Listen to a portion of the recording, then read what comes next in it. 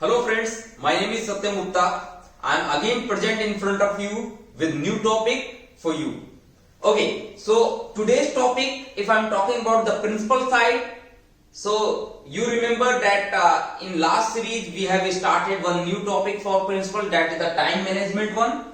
And if you are very new and first time you are watching this video, then we have already covered principle for organization, like principle for culture building, principle for continuous improvement, principle for enterprise alignment. So friends, now I am discussing about time management, which is very important for any level of person. Maybe he is engineer, non-engineer, manager, CEO, whatever level, he must have time management. So time management basically improve our productivity and become us more effective for our work. So we have discussed about create to-do list in previous lectures, and we have discussed about set a time limit to each task. We have already discussed, and today's topic is take regular break. So friends, break is very important for our routine life. We know that we are working in a full-fledged condition, sometimes with full focus, full concentration. And if we are working with full concentration, full focus, so friends, our mind will be high. And for raising our hanged mind, we have to need some short break. And friend, due to short break, we can again regain our brain, and we can again regain our brain as a high productive, high efficient way. Sorry. So friends, I am reading one book some time back. This is the Pink Researcher book, and as per this book, in our daily routine life, we have certain time which are the peak side and certain time when we are the valley side. Peak, if I am talking about peak, so peak means we are highly focusing, high concentration in our work, and if I am talking about the valley side, valley means like we are not able to concentrate our work. So as per this book suggests 4 points. By applying these 4 points, we can be more effective, more productive in our work. So these 4 points basically modes: M, O, D and S. So if I am talking about M is called movement. If I am talking about O is called outside. If I am talking about D is saying detachment. If I am talking about S is saying social. So friends, when you are working more than 90 minutes, so as per research, after 90 minutes, if you not take any rest or any break, your brain will be slow. It will go automatically in valley side. So after 90 minutes, you have to take at least for 10-minute break. But that 90 minutes should be full focus, full concentration. It's not like that I am promoting you have to take break every 30 minutes. This is not like that. Every after 90 minutes, you have to do 10-minute break, but 90 minutes should be full focus, full concentration. So friends, if I am talking about the first part, that is the M, movement. Whenever you feel you need break or you require break, you have to stand from your seat and you can move from one location to another location. And by doing this, you will energize yourself, you will be more productive in your work. You can do that. And second thing, outside. Some people have cabins, some people have their desk, and in the company some people have the shop floor area also. So they can move from their location. They can go outside from their location. So their mind will be changed. And they can be more effective, more productive by doing this. You can go outside, but you have to restrict your time, not more than 10 minutes. You can go outside, but within a 10 minutes, you have to return back. Okay. The third one is the detachment.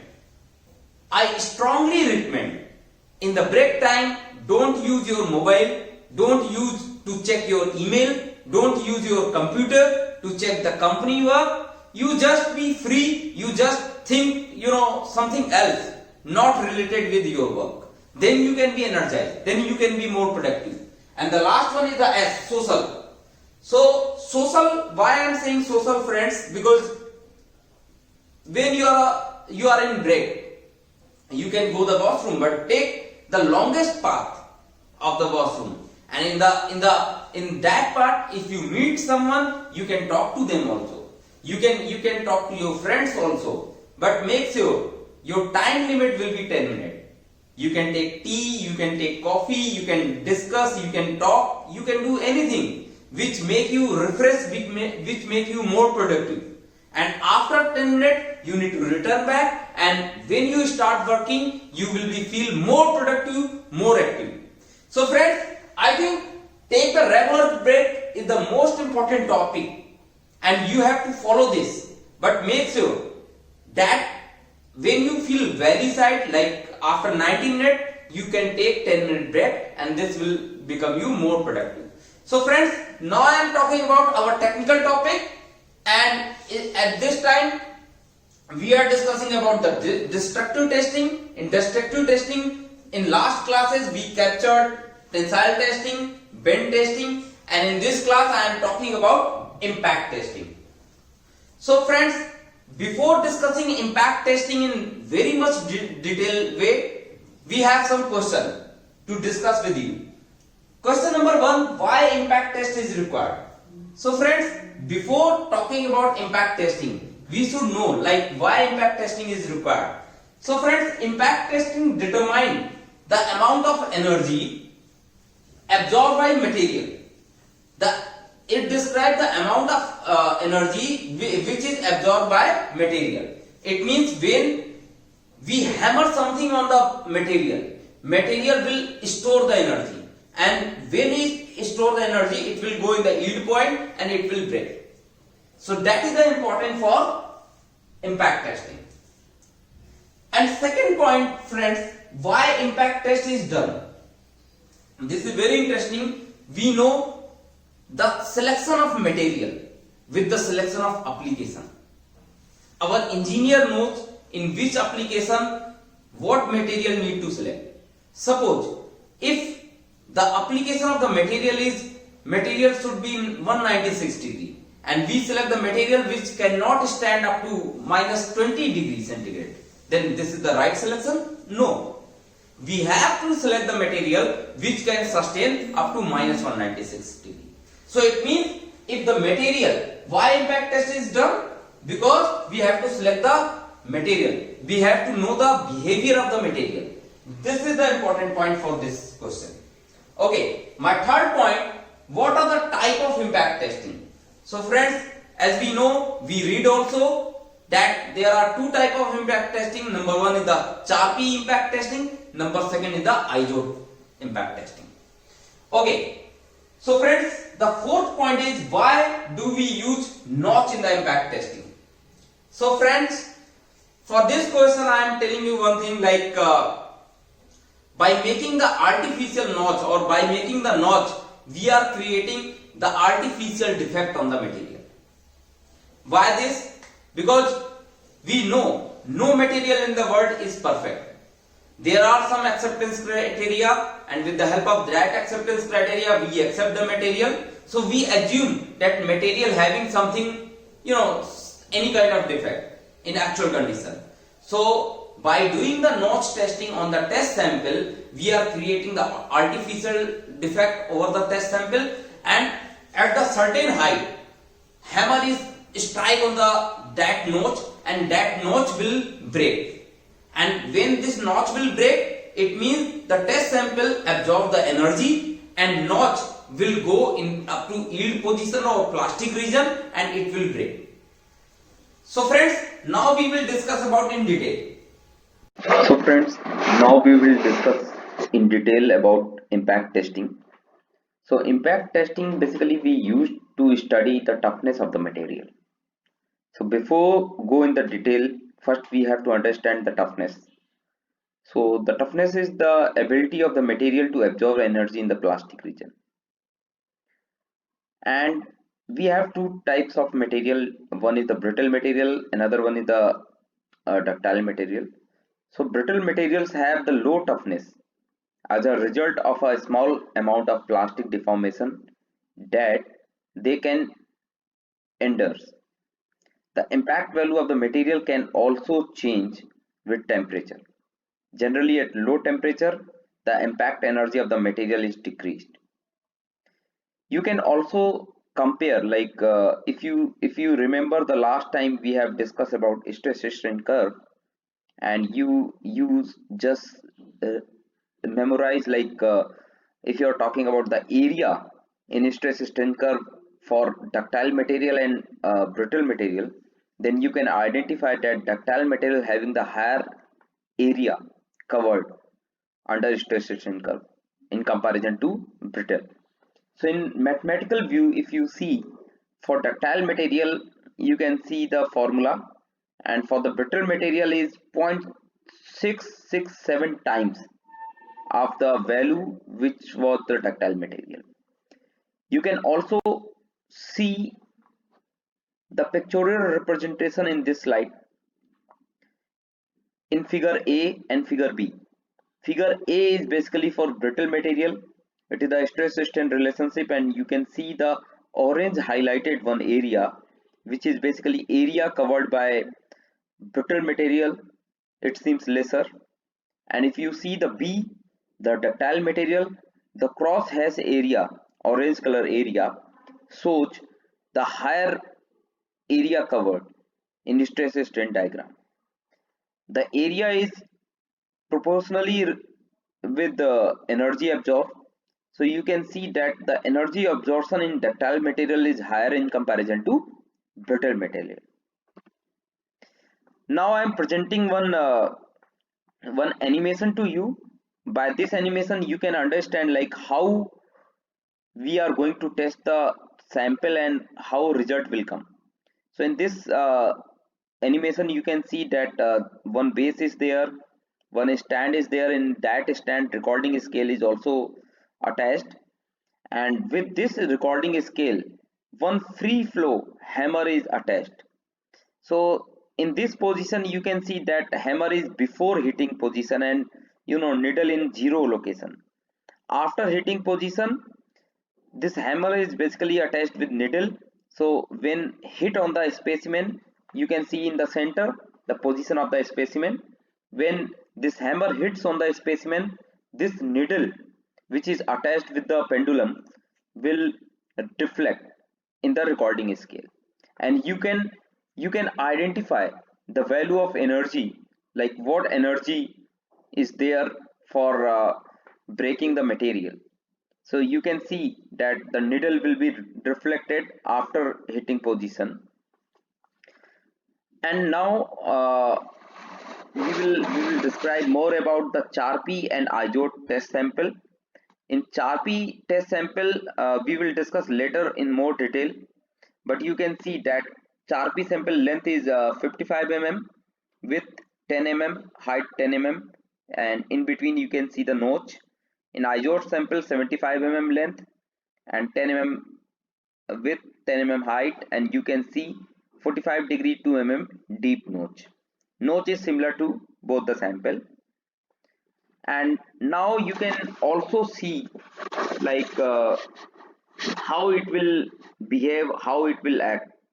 So in Charpy test sample, you can see the test coupon actually hit by the pendulum by the side face, and it is placed horizontally on the stand. However, if you are talking about the IOT sample, it is placed vertically, and the pendulum hit directly on the top face of the specimen. So friends, before moving forward, we need to understand the fracture, because fracture is having uh, good relationship between toughness and energy. So a crack propagates through the material, creating two new fracture surfaces. Interatomic or intermolecular bond must be broken in order to create these new surfaces. This requires energy. The quantity of mechanical energy needed to break a given cross section of a material is defined as its toughness. Toughness is not the same as tensile strength. The tensile strength is the stress needed to break the material. Toughness is an energy on the work done. So to understand this more, friends, if you remember the tensile strength, in tensile strength what we are going to do, like we have the test coupon and we are pulling the test coupon up to yield position or plastic region, and in this position, like stress what we are applying on the component is gradually increasing. But if we are talking about the toughness side, so it's a sudden load, it's a sudden impact on the component, it's sudden impact on the test coupon. So you can find out the sudden energy, like the component like store how much energy like before fracturing this. So there are two main type of fracture, one is the ductile and another one is the brittle. So fracture mechanism basically in the world, in the real life, defect containing material and imperfectly made engineering component. Fractured mechanics is the science of predicting the safety of an engineering component when we know that it is under stress and contain defect. Question: fracture mechanics can answer what is the maximum stress a component should be exposed to during service if it contains flaw of a certain size and shape. Second one, what is the maximum defect size that component can contain if the design engineer know the maximum stress that it will be subjected to. So you know friend that we have to create 2 notch on the test coupon, impact test coupon, and by this we can understand like how much energy can be stored in the test coupon. Impact testing: energy absorbed in fracturing the specimen using Charpy or IOT test coupon, and you can refer the ASTM E23 for procedural side. Uses notches barred. The depth of the notch and specimen placement is critical, because if notch depth is lesser than 2 then value will be higher, and notch depth is greater than 2 then value will be lower, so your test coupon will be fail. So you have to very particular to identify, to measure the depth of the notch, otherwise your reading will be misleading and it is not correct. So again, like provide the fracture toughness of a material during testing. Again you can see the testing setup. And in this figure, friends, I am referring one international specification, that is ASME Section 2 Part A, SA 370. In that specification, if you refer figure 11, so you can see the acceptance criteria, or you can see the permissible variation of the size of the test coupon. So you can see that length is mentioned 55 and notch depth is mentioned 2 and angle is showing 45 degree and radius is showing 0.25 So if you go in detail, you can identify like how much permissible variation you can accept, and if it's crossing this one, you cannot accept the test coupon. The next one is the when specification call about testing, then you have to test minimum 3 test coupon or 3 test coupon, and you have to take the average, then you can identify the result.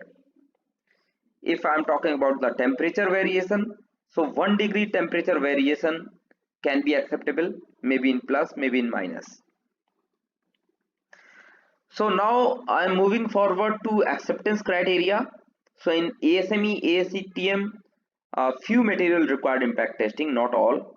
So I'm just taking example of ASTM A352. This is low temperature carbon steel material. So if you refer table 1, column number 3, this is the LCB one, and you have to go in the bottom side of the table, like the last row. The testing temperature you can see, energy value, you can see the energy value.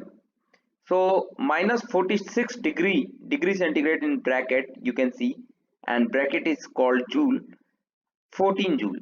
This is the requirement of the specification. So now we are moving back to another specification, that is BS-EN 10213. In this specification you can find the impact value of casting. So in table 4 you can see that the impact value for low temperature for ferritic and martensity grade. So if you remember, like 1.6220, this is equivalent to LCB, and plus N means normalized, plus QT quench and tempered. So minus 40 degrees centigrade temperature, the value is acceptable, minimum 27 joule.